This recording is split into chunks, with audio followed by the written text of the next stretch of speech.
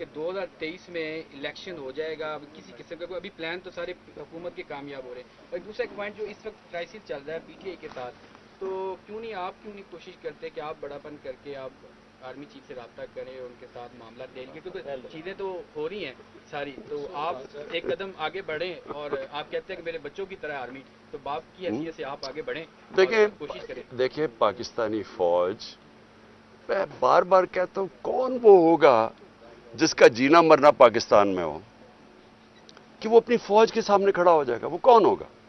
وہ ہمیشہ چاہے گا کہ فوج مضبوط ہو۔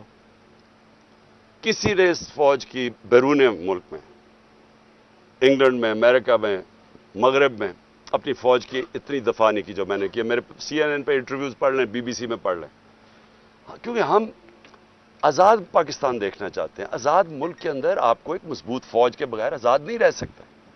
یہ جان کے یہ جناب لڑائی دکھائی گئی ہے، پی ڈی ایم وہی کر رہا ہے جو ایک دفعہ پاکستان میں ہوا تھا 1970 میں۔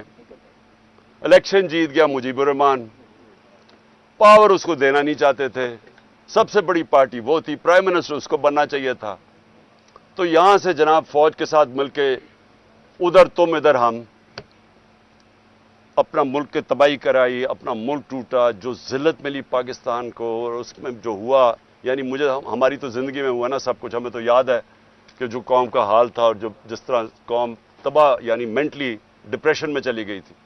اب وہی کیا جا رہا ہے۔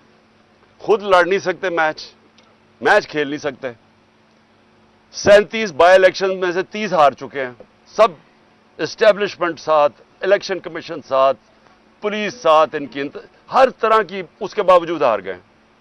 اب بھاگ رہے ہیں الیکشن سے، تو انہوں نے طریقہ کیا سوچا کہ کسی طرح فوج کے سامنے عمران خان کو اور پی ٹی آئی کو کھڑا کر دیں، اور یہ جو ہوا ہے، اس موقع کا فائدہ اٹھا انہوں نے پوری تیل کی آگ چھڑکی ہے اس کے اوپر، تیل پھینکا آگ کے اوپر۔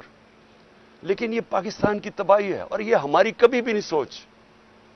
اور اگر کبھی تنقید کی ہے میں نے فوج کی، تو تعمیری تنقید کی ہے۔ آپ اگر تنقید نہیں کرتے کسی کی بھی، آپ آگے نہیں بڑھ سکتے زندگی میں۔ آپ ملک میں تنقید ختم کریں، آپ کا ملک تباہ ہو جائے گا۔ یہ جان کے یہ لڑائی دکھائی جا رہی ہے ان لوگوں کو جن کو اس کا فائدہ ہو رہا ہے۔ 2023 میں الیکشن ہو جائے گا۔ دیکھیں، الیکشن کے بغیر پاکستان اس دلدل سے، معاشی دلدل سے نکل ہی نہیں سکتا۔ اب پڑھ لینا، جو بھی دنیا کا معیشت کا ایکسپرٹ ہے، وہ پہلی چیز، کیوں چائنا کے فارن منسٹر نے کیوں کہا؟ وہ کوئی تحریک انصاف کا تو نہیں تھا۔ اس نے کہا کہ پولیٹیکل سٹیبلٹی تب آئے گی جب آپ کی اس ملک کے اندر اور اکنامک سٹیبلٹی تب آئے گی جب پولیٹیکل سٹیبلٹی آئے گی، وہ آئے گی الیکشن سے۔ تو یہ سب کو پتہ ہے کہ الیکشن کے علاوہ اب ہم اس میں نکل نہیں سکتے۔ تو یہ جو آگے کھینچتے جا رہے ہیں الیکشن، اس سے ملک کو کیا فائدہ ہو رہا ہے؟ ملک تو ہر روز پریشر کے اندر جا رہا ہے، معیشت تو ہر روز نیچے جا رہی ہے، مہنگائی ہر روز بڑھ رہی ہے۔ صاحب میرے دو سوال ہیں۔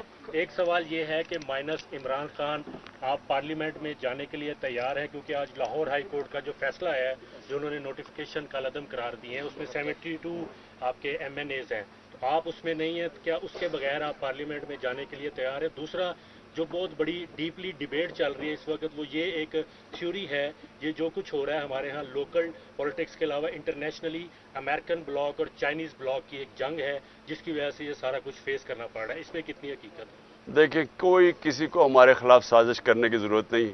ہم اپنا اتنا بیڑا غرق کر رہے ہیں کہ وہ اتنی اچھی طرح ہماری تباہی نہیں کر سکتے جو ہم اپنی کر رہے ہیں۔ آپ نے جو بلاکس کی آپ بات کر رہے ہیں، دیکھیں، جو پارلیمنٹ ہے، پارلیمنٹ تو خیر کوئی پارلیمنٹ کا مجھے تو نہیں پتا کوئی پارلیمنٹ دیکھتا یا سنتا ہے، کیونکہ جو پارلیمنٹ تو ریڈنڈنٹ ہوگی نا۔ جس دن ایک وہ آدمی جو کہ پی ایم ایل این کا ٹکٹ کے اوپر لڑنا چاہتا ہے، وہ پارلیمنٹ کا اپوزیشن لیڈر بن جائے، تو اس کے پارلیمنٹ تو ختم ہوگی نا آپ کی، کیونکہ پارلیمنٹ اپوزیشن کے بغیر تو ہو ہی نہیں سکتی۔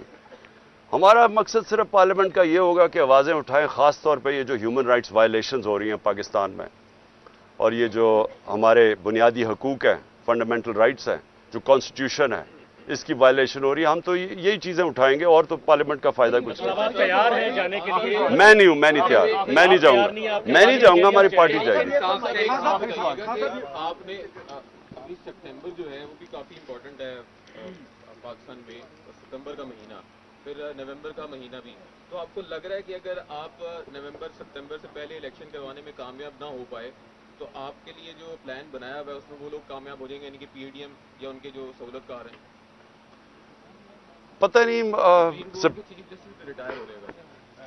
دیکھیں وہ تو خیر بہت دور ہے, ہم تو ابھی مئی کا ہی سوچ رہے ہیں اور جون کا سوچ رہے ہیں, اس سے آگے تو میں سوچ نہیں رہا, کیونکہ جو حالات ہیں نا یہ چل نہیں سکتے ایسے. میں سیدھا آپ کو بات بتاؤں, دیکھیں آپ 7,500 ورکرز اور ہر روز چھاپے مار رہے ہیں پی ٹی آئی کے گھروں کے اوپر اور خوف اور ہراساں پھیلا رہے ہیں, ڈرا دھمکا رہے ہیں لوگوں کو اور ٹارچر کر رہے ہیں, اندر جا کے تشدد ہو رہا ہے لوگوں کے اوپر.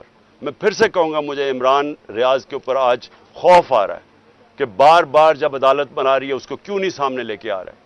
اور یہ سارے صحافیوں کو اٹھانا چاہیے کہ اتنا بڑا ظلم اگر ہو رہا ہے کسی صحافی کے اوپر, چلے وہ کوئی پولیٹیکل ورکر تو نہیں ہے, اس کے اپنے خیالات ہیں, وہ سب سے زیادہ یوٹیوب میں اسے دیکھا جاتا تھا, تو اگر اس سے ہو رہا ہے تو آپ سب کو بولنا چاہیے اس کے اگینسٹ.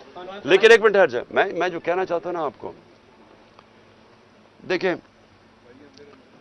جتنی بھی یہ کوشش کر لیں, یہ اس وقت جو کر رہے ہیں نا ہمارے ورکرز کے ساتھ, جو لوگوں کو جس طرح, اور مجھے سب سے زیادہ تکلیف یہ ہے, ایک تو میرے ورکرز اس وقت بیچارے جیلوں میں پڑے ہیں اور جو مجھے خبریں آ رہی ہیں نا کھانا دے رہے ہیں گرمی کے اندر, انہیں تھوڑی سی جگہوں کے اوپر بند کیا ہوا ہے, عدالتوں میں انہیں ان کو پروڈیوس کر رہا ہے.